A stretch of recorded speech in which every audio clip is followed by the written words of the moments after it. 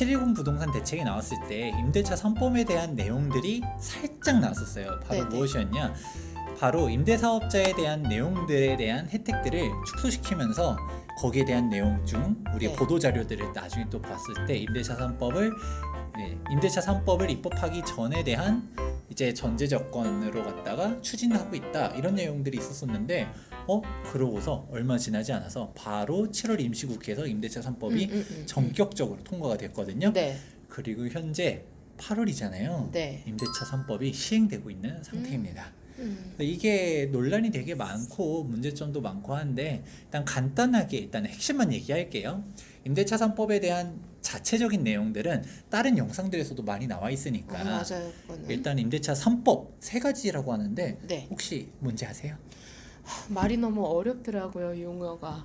네, 혹시 아시는 거? 없어요. 너무 당당한 거 아니에요? 몰라요. 그래도 뭐 들어본 거, 적어도 뭐는 뭐 예를 들어서 어떤 거 규제가 있다더라 이런 거.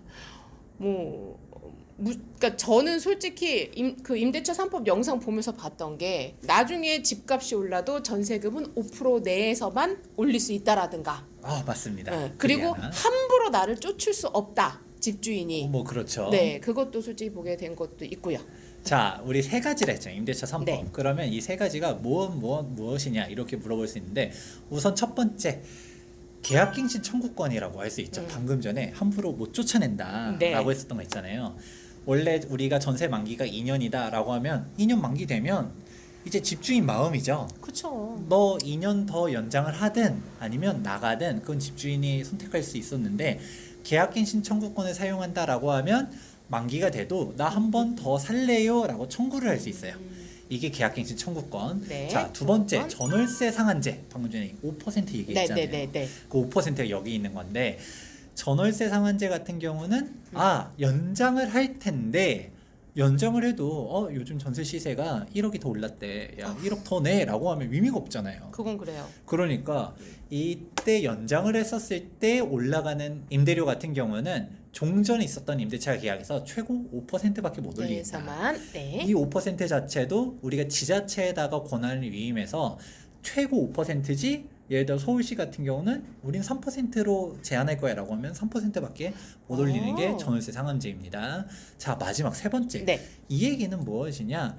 임대차 신고제예요. 임대차 신고제. 신고제. 이 얘기는 사실 잘 못 들어보셨을 거예요. 솔직히 전 처음 들어봤어요. 네. 이게 사실 되게 큰 이슈 중 하나인데 되게 다른 앞에 두 가지에 묻혀가지고 좀 조용히 네네. 해요. 임대차 신고제 같은 경우는 우리가 전월세 신고제라고 이야기하는 사람들도 있는데 이게 뭐냐? 우리가 전세 월세 있으면 이거 네. 신고하나요? 아니요? 우리가 매매계약서 같은 경우는 지자체에다가 신고를 해요. 네. 우리가 실거래가 신고 필증 받거든요. 어. 그러면 매매가 얼마에 됐습니다 하면 이제 국토교통부에서 실거래가 딱 다 집계해가지고 올리잖아요. 매매된 자료들이 싹 모이는데 전월세는 그런 게 없잖아요. 그쵸. 그냥. 그러면 이거를 신고를 강제하면 어떤 게 발생될까요? 좀 뭐 이렇게 그러니까 전세금이 막 확 뛰거나 그런 거에 대한 걸 좀 막을 수 있지는 않을까요? 그럼 신고만 하는 거잖아요. 전세를 얼마에 계약하든 간에 상관없어요. 이게 뭐가 그럼 뭐 중요할까요? 규제해주거나 그런 거는 아니고요? 그렇죠. 이건 신고를 한다는 거예요. 앞에 규제에 대한 거는 이제 계약갱신 청구권, 전월세 상한제는 규제에 대한 네네네네. 거죠. 근데 네. 신고 자체는 이게 뭐 중요한 건가? 별거 아닌 것 같은데라고 생각하는 사람들이 많아요. 그 실제로 언론에서도 앞에 두 가지에 비해서는 맨 마지막 하나는 네. 별로 비중 있게 다루지도 않고요. 근데 이게 사실 임대인들 입장에서는 제일 큰 것 중 하나가 마지막 그쵸? 세 번째거든요. 어쨌거나 신고를 하는 거면 국가도 알고 있다라는 얘기가 되는 것 자, 같은데요. 알고 있으면 국가가 이걸 어디다 쓸 수 있을까요? 나를 좀 안전하게 해줄 수 있다라는 안전하게? 느낌이 조금 드는데 포인트가 좀 빗나갔습니다. 자, 네. 이게 뭐냐? 네. 자, 정답부터 얘기할게요. 굳이 돌려 말하지 않고. 세금을 걷기 위한 거예요. 우리가 임대차를 놨으면 네. 세금이 내야 되잖아요. 네네네. 우리가 월세 같은 경우는 1주택자는 월세 비과세예요. 네. 그런데 1주택자인데 월세를 받고 있다? 현실적으로 가능할까요? 아니 그럼 난 어디 가서 살라고? 그렇죠. 그렇죠. 그렇기 때문에 1주택자 월세 비과세, 물론 여기서도 고가주택, 9억 초과주택 같은 경우는 월세도 세금 걷어요. 근데 일단은 1주택자는 월세 비과세지만 현실적으로 나는 그러면 딴 데 전월세 사야 돼? 이건 별로 현실성이 좀 떨어지죠. 그쵸. 2주택자부터는 월세 과세예요. 네. 전세는 비과세. 오. 내가 한 채 살고 있고 네. 한 채는 전세 주고 있다. 네. 여기까지는 비과세. 그러면 그쵸. 3주택자부터는 전세도 간주 임대료를 네, 네. 걷어요. 지난번에 말씀해 주신 것 그렇죠. 같아요. 네네네. 그렇게 되다 보니까 그러면 내가 월세를 받고 있는지 전세를 받고 있는지 국가가 알아야지 세금을 걷겠죠. 또 여기 이렇게 되네요. 그렇죠. 또. 이게 가장 큰 핵심인데 국가가 이제 매매 같은 경우는 자료들이 쫙 나와요. 그쵸. 그리고 우리가 임대차 같은 경우도 간접적으로 알 수 있는 자료들은 있죠. 뭐냐, 세입자들이 이제 확정일자를 받기 위해서 네. 동사무소에다가 신고를 네네, 하잖아요. 맞아요. 그런 자료들은 있지만 확정일자 안 받는 세입자들도 있고 이것만으로 한다라고 하면 집주인이 전세계약서는 썼는데 야 전입신고하지 마 이런 식으로 또 얘기할 수 있고 하다 보니까 이런 과세 자료들을 모으기 위해서 이번에 임대차 신고제가 본격적으로 시행된다. 그러면 너가 어느 집을 공실로 냈었는지 월세를 받고 있는지 전세를 네네. 받고 있는지를 다 알 수 있다는 거죠. 그러면 전세 간주 임대료를 때리든 월세에 대한 이제 임대 소득을 걷든 이런 식으로 할 수 있는데 네. 앞에 있는 거에 비해서 얘가 살짝 좀 거의 이제 비중이 낮게 네. 돼 있다. 아예 얘기를 거의 못 들었어요. 그렇죠. 근데 솔직히. 얘가 더 어떻게 따지면 되게 큰 이슈 중 하나인데 조용하게 넘어가고 있죠.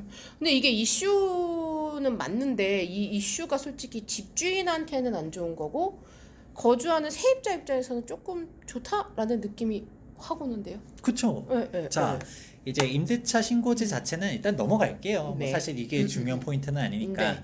우리 가장 궁금해하는 거는 방금 전에 얘기하셨잖아요.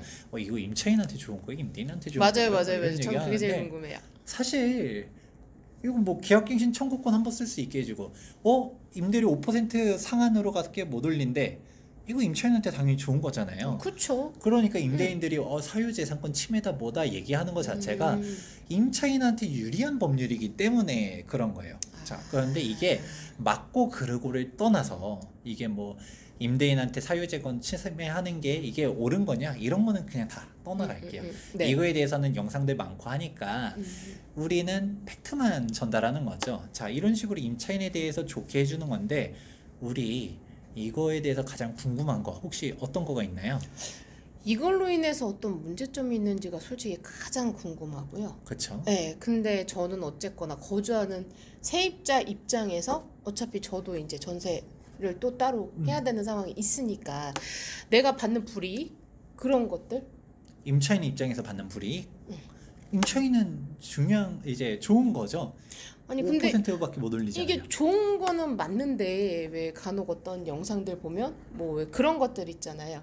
뭐 내가 만약에 2년간 더 거주할 수 있는 걸 연장했는데 2년 뒤에는 뭐 바로 내보낸다라든가 뭐 한 번밖에 쓸 수가 없는 거니까 그쵸. 그거라든가 뭐 아니면 또 얼핏 봤던 게 가족이라든가 아니면 집주인 본인이 입주를 한다. 그럴 때는 또 나는 자동적으로 나가야 되는 거고. 오, 공부를 좀 많이 하셨네요. 이번에 했습니다. 이번에 공부하고 오셨는데 네. 자, 이거 맞는 말이에요. 임차인이라고 하더라도 이제 네. 무한정 안정돼 있는 건 아니죠. 일단 네. 대표적으로 그러면 계약 4년 하고 난 다음에는 나가야 되는 거 아니야? 라고 할 수도 있는 거고 집주인 들어오겠다라고 하면 나가야 되는 거 아니야? 라고 하는 건데 자, 우리가 나간다라고 전제를 해볼게요. 네. 그럼 이제 뭐가 문제가 되냐? 새로 전세를 구해야 구해야죠. 되잖아요. 네. 근데 지금 혹시 기사 보셨나요? 그 전세 전세가 가격이 그냥이 아니라 폭등한 거야. 그렇죠. 전세 가격이 올라갔어요. 근데 소장님 지금이 또 문제가 비수기 아닌가요? 맞아요. 지금 비수기인데도 벌써 네. 이렇게 가격대들이 올라오거든요. 지금 이렇게 덥고 막 장마철 비 오고 네. 이런데 집을 알아볼까요? 이사 안 하죠. 비 오는 날 이사하면 그렇죠. 정말 짜증 나잖아요. 그리고 더구나 요즘 코로나 돌면서 집도 맞아 잘 맞아 안 맞아. 보여줘요. 보러 가기도 힘들어지는 시대고요. 그런 네. 상태도 지금 전세 가격이 이렇게 올라가는데 와우. 이후에 이제 가을 이사철이 온다, 봄 이사철이 온다. 어떻게 될 것이냐 이런 부분들도 생각해 볼 수 있어요. 자, 그러면 다시 원점으로 돌아올게요. 네, 네, 우선은 임대차 3법이 무엇인지에 대해서 이야기를 간단하게 했었어요. 네. 그랬는데 그건 다시 원점으로 돌아왔었을 때 이 임대차 3법이 시행됐었을 때 지금 전세 가격이 올라간다는 얘기를 했었잖아요. 네. 왜 올라갈 것 같으세요? 약간 저는 그런 생각도 드는 게 어차피 그러니까 집주인 입장에서는 또 전세 세입자가 들어오면 앞으로 뭐 시세 대비해서 5%밖에 못 올리고 하니까 아예 애초에 전세 보증금도 아예 막 받을 것 같은 느낌도 들고 그리고 사는 사람 입장에서는 나가기 싫죠. 그냥 거기 그대로 거주하는 걸로 활용하다 보니 새로 구하는 전세 세입자는 계속 늘어날 건데 나가려 하는 사람은 적을 거고 그러면 결국 어떻게 구하지? 구할 데가 없을 것 같은데요? 응. 이제 핵심이 여기에 살짝 아. 숨어져 있습니다. 오. 어떻게 또 포인트를 좀 잘 짚어주셨는데, 네. 자 이거예요. 사실 임대차 3법 자체는 제가 그때 처음에 세입자한테 유리한 정책이라는 얘기를 했잖아요. 네, 네. 그러니까 세입자들 입장에서는 임대차 3법이 시행되면 되게 좋아요. 방금 전에 이제 계약갱신 청구권 1일밖에 못 쓴다라고 했었지만 사실 지금 그러면 내가 2년이 더 지난 다음에 그때는 그쵸? 시세대로 전세 놓을 수 있다. 응. 그러면 그때 가가지고 2억이든 3억이든 전세 금액 올라가면 이거 의미 없는 거 아니야? 라고 할 수도 있지만 네, 맞아요. 일단 그래도 그때 동안은 네. 이미 2년이 지나자마자 쫓겨나서 임대료를 막 1억이든 올려줄 것보다는 뭐 일단 안정적으로 4년을 살 수 있지만 여기서 더 무서운 거는 임대차 3법이라는 거 자체를 입법하는 것도 사실 어마어마한 건데 이번에 했는데 네. 계약갱신 청구권은 지금 1회잖아요. 네. 이거를 2회, 3회, 4회 아니면 무한정 연장을 할 수 있게 지금 뭐 독일 같은 경우는 세입자 한번 들어가면 못 쫓아내거든요. 이런 경우로 가버리지 말라는 법은 또 없어요. 그쵸? 이게 안 하면 아예 되니까. 입법도 힘든데 입법을 해놨어요. 이거 숫자 1을 2로 바꾸는 거 안 어렵단 말이에요. 그쵸? 그런 식으로 가게 되면 세입자 입장에서는 되게 유리한 정책이에요.